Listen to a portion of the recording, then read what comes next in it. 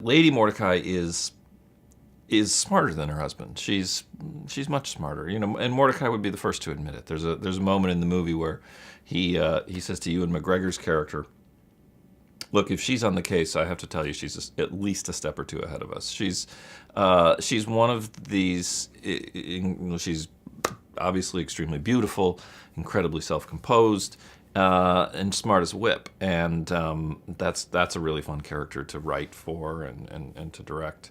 And it's like a lot of people, she's drawn to Mordecai not because of his not because he's virtuous, not because he's smart, not because he's he's heroic, but in fact because of the opposite of all those. He's a rogue, and he makes her laugh, and that goes a long way.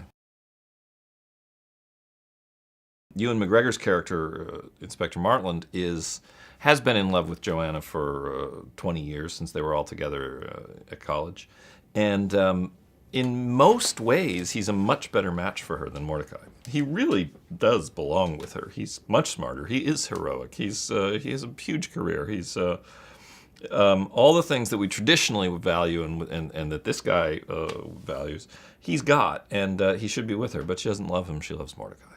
She is, however, not above a certain amount of, not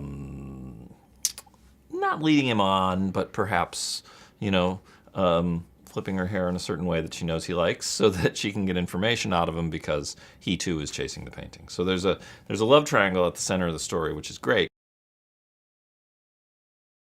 Jock is played by Paul Bettany, who's fantastic, and Mordecai introduces him as his manservant and thug. He is. Jock would love to be a butler. He sort of aspires to those sorts of things, but really he's exceptionally skilled at beating people up. It's in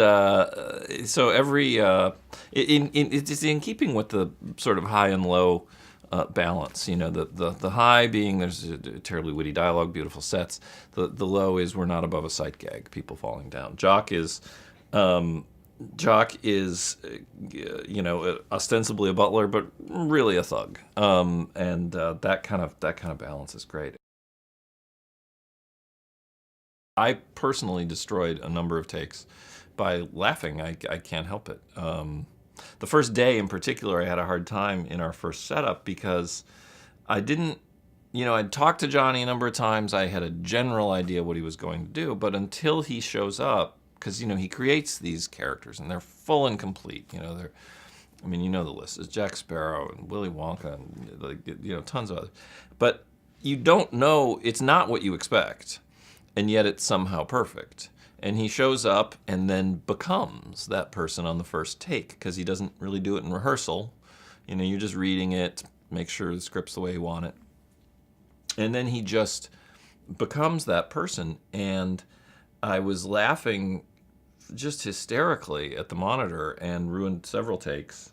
And the sound man said, could you?